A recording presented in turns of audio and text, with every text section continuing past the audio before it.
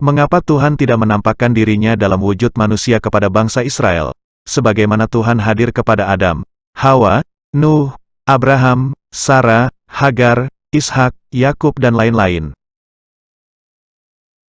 Bukankah Tuhan bertemu dan berfirman secara langsung kepada Adam dan Hawa? Silakan baca, Kejadian 2 ayat 16-17, Kejadian 3 ayat 8-13, dan Kejadian 3 ayat 16-19. Bukankah Tuhan bertemu dan berfirman secara langsung kepada Nuh? Silakan baca, Kejadian 6 ayat 13-22, Kejadian 7 ayat 1-4, Kejadian 8 ayat 15-16, dan Kejadian 9 ayat 1-17. Bukankah Tuhan bertemu dan berfirman secara langsung kepada Abraham? Silakan baca, Kejadian 12 ayat 1-3, Kejadian 12 ayat 7, Kejadian 15 ayat 1-21, Kejadian 17 ayat 1-22, Kejadian 18 ayat 1-15, dan lain-lain. Bukankah Tuhan bertemu dan berfirman secara langsung kepada Hagar? Silakan baca, Kejadian 16 ayat 7-12. Bukankah Tuhan bertemu dan berfirman secara langsung kepada Ishak? Silakan baca, Kejadian 26 ayat 2-6 dan ayat 24. Bukankah Tuhan bertemu dan berfirman secara langsung kepada Yakub?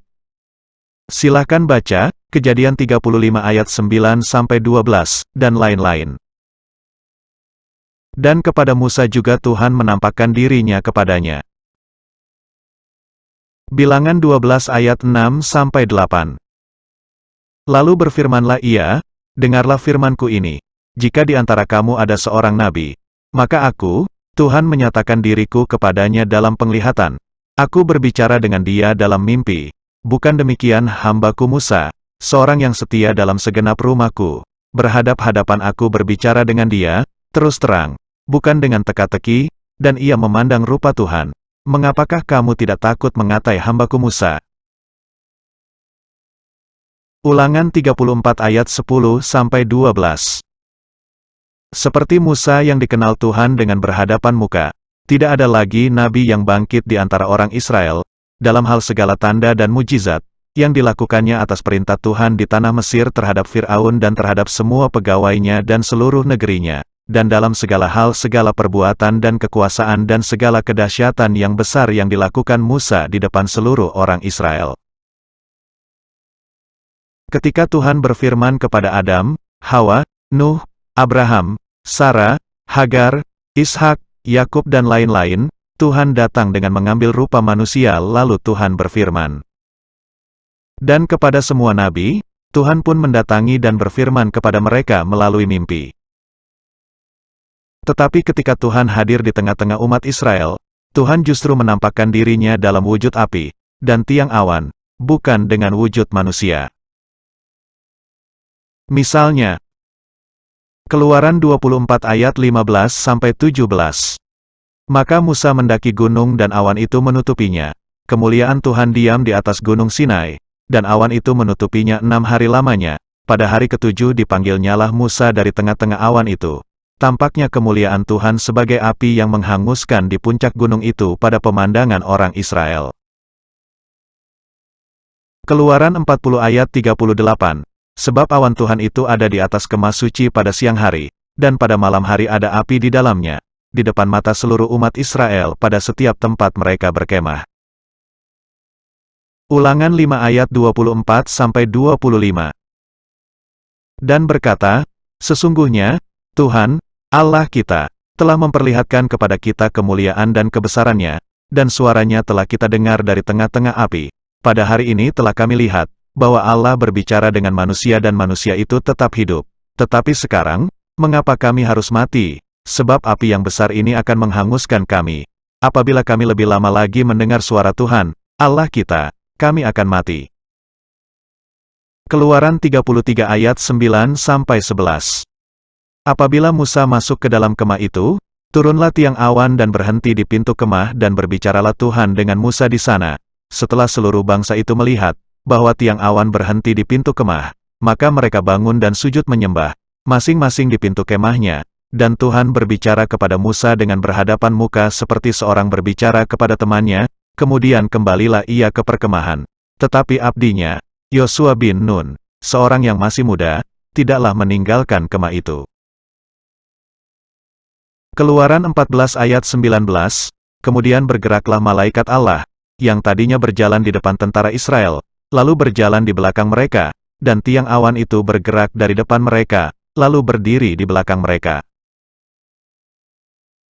Imamat 16 ayat 2, firman Tuhan kepadanya, katakanlah kepada Harun, kakakmu, supaya ia jangan sembarang waktu masuk ke dalam tempat kudus di belakang tabir, ke depan tutup pendamaian yang di atas tabut supaya jangan ia mati, karena aku menampakkan diri dalam awan di atas tutup pendamaian. Tuhan melakukan itu tentu memiliki tujuan, yaitu supaya umat Israel takut kepada Tuhan selama mereka hidup di muka bumi dan mengajarkan demikian kepada anak-anak mereka. Ulangan 4 ayat 9-12, supaya umat Israel tidak membuat patung yang menyerupai wujud penampakan Tuhan yang kemudian dijadikan sebagai alat atau media untuk menyembahnya. Ulangan 4 ayat 16-25.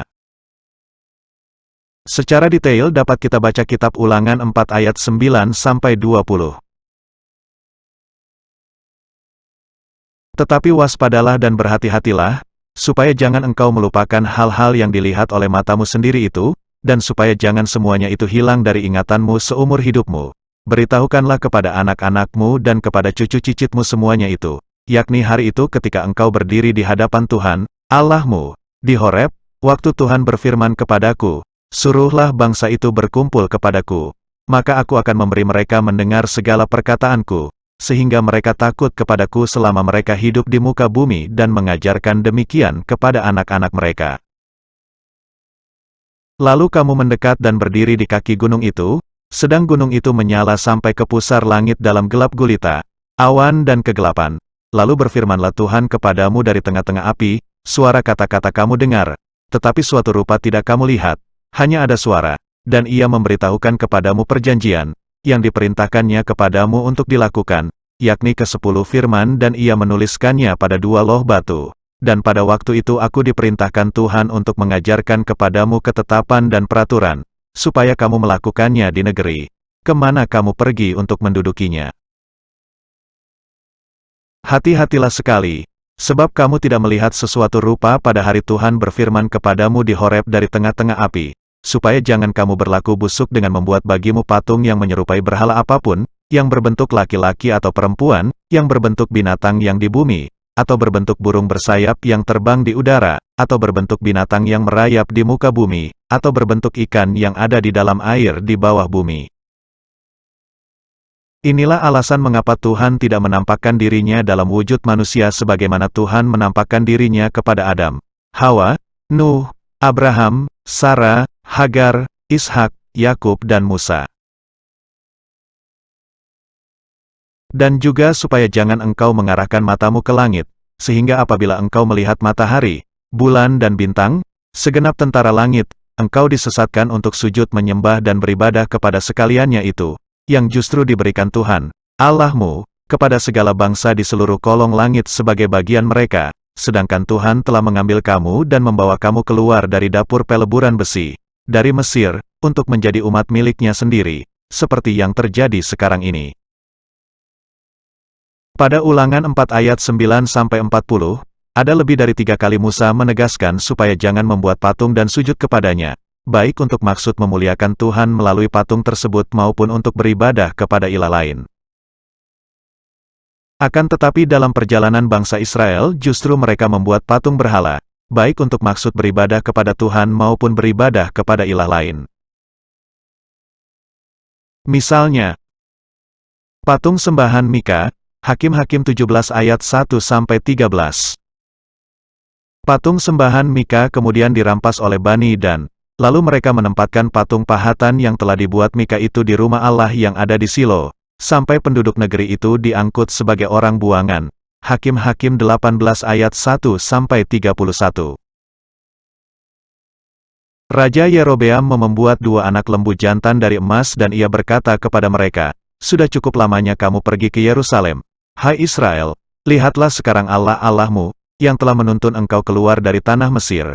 Lalu ia menaruh lembu yang satu di Betel dan yang lain ditempatkannya di Dan. 1 Raja-Raja 12 ayat 28-29. Patung ini juga dibuat dengan maksud untuk memuliakan Tuhan yang telah menuntun Israel keluar dari tanah Mesir. Orang Israel juga ada yang beribadah kepada para Baal dan para Asyera. Hakim-Hakim 3 ayat 7, 1 Raja-Raja 15 ayat 13, 1 Raja-Raja 16 ayat 33, dan lain-lain. Patung-patung ini adalah berhala yang dibuat oleh umat Israel untuk beribadah kepada ilah lain.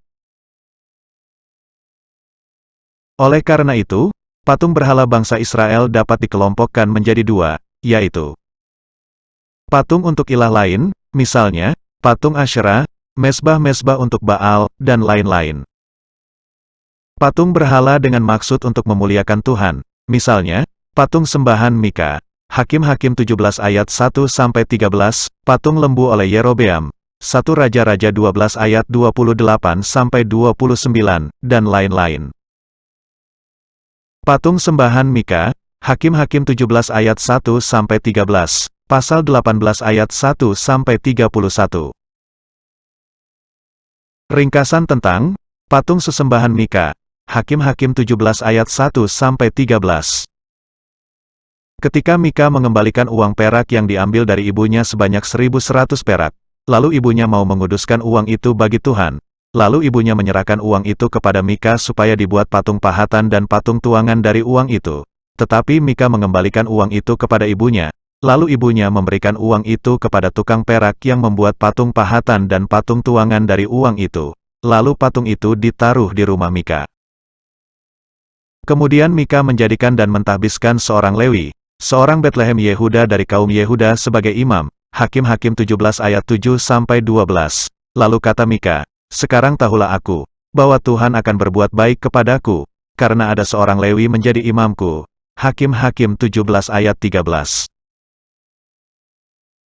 Patung sesembahan Mika dirampas Bani Dan, lalu ditempatkan di rumah Allah di Silo. Bani Dan masuk ke dalam rumah Mika dan mengambil patung pahatan, efod, terafim dan patung tuangan sesembahan Mika. Bani Dan menegakkan bagi mereka patung pahatan itu. Lalu Yonatan bin Gersem bin Musa bersama-sama dengan anak-anaknya menjadi imam bagi suku Dan, sampai penduduk negeri itu diangkut sebagai orang buangan. Hakim-Hakim 18 ayat 1-30. Demikianlah mereka menempatkan bagi mereka sendiri patung pahatan yang telah dibuat Mika itu, dan patung itu ada di sana selama rumah Allah ada di Silo. Hakim-Hakim 18 ayat 31. Bagaimana firman Tuhan tentang patung yang digunakan umat Israel untuk memuliakan Tuhan? Yesaya 40 ayat 18-19, dan 25. Jadi dengan siapa hendak kamu samakan Allah? Dan apa yang dapat kamu anggap serupa dengan dia? Patungkah, tukang besi menuangnya, dan pandai emas melapisinya dengan emas, membuat rantai-rantai perak untuknya? Dengan siapa hendak kamu samakan aku? Seakan-akan aku seperti dia, firman yang Maha Kudus. Yesaya 42 ayat 8. Aku ini Tuhan, itulah namaku, aku tidak akan memberikan kemuliaanku kepada yang lain atau kemasyhuranku kepada patung. Yesaya 46 ayat 5-6. Kepada siapakah kamu hendak menyamakan aku, hendak membandingkan dan mengumpamakan aku sehingga kami sama? Orang mengeluarkan emas dari dalam kantongnya dan menimbang perak dengan dacing. Mereka mengupah tukang emas untuk membuat Allah dari bahan itu. Lalu mereka menyembahnya, juga sujud kepadanya. Patung yang dimaksud dalam ayat ini adalah untuk memuliakan Tuhan, bukan para dewa Babel dan dewa Nebo yang sudah direbahkan. Oleh karena itu, sejak dahulu Tuhan mencoba tidak menampakkan dirinya dalam wujud manusia adalah supaya umat Israel tidak berlaku busuk dan membuat patung berhala untuk memuliakan Dia. Sebab Tuhan tidak mau disamakan dengan patung, tidak ingin disembah melalui patung. Mereka yang berbuat demikian adalah perbuatan khianat sekeji-kejinya, dan dianggap pemberontak sejak dari kandungan. Yesaya 48 ayat 8. Oleh karena itu hendaknya jangan membuat patung Yesus dan sujud kepadanya walaupun pada acara perayaan Hari Raya Paskah, dan jangan pula mencium kaki patung Yesus seolah-olah Anda mencium kaki Yesus yang sesungguhnya, sebab Tuhan tidak mau disamakan dengan patung. Hendaklah menyembah Bapa dalam roh dan kebenaran. Yohanes 4 ayat 20-26. Menyembah Bapa dalam roh dan kebenaran memiliki 3 makna, yaitu menyembah Bapa tidak terikat pada lokasi tertentu, misalnya di Yerusalem atau di tempat lain. Yohanes 4 ayat 20-21. Sebab Bapa itu adalah roh yang tidak terikat dengan waktu, ruang atau lokasi tertentu. Dia adalah Allah yang maha hadir dan maha mendengar. Allah itu roh dan tentu dalam menyembahnya adalah bersifat hubungan rohaniah, bukan secara jasmaniah. Penyembah Allah yang benar tidak mengenal sujud ke arah tertentu dan tidak memerlukan media untuk menyembah kepada Allah, misalnya, batu atau patung. Menyembah Bapa dalam kebenaran, berarti memuliakan Tuhan bukan dengan bibir tetapi hati. Bukan dengan ibadah buatan manusia yang dihafalkan. Selain itu, jangan ada ilah lain selain Dia. Menyembah Allah adalah untuk membangun relasi yang intim kepada Allah, sehingga doa-doa yang kita sampaikan kepada Allah adalah berasal dari hati, bukan doa-doa hafalan. Hendaknya gereja mengajarkan apa yang diperintahkan oleh Tuhan di dalam Alkitab, bukan mengajarkan atau beribadah menurut ajaran manusia yang tidak diperintahkan oleh Tuhan di Alkitab.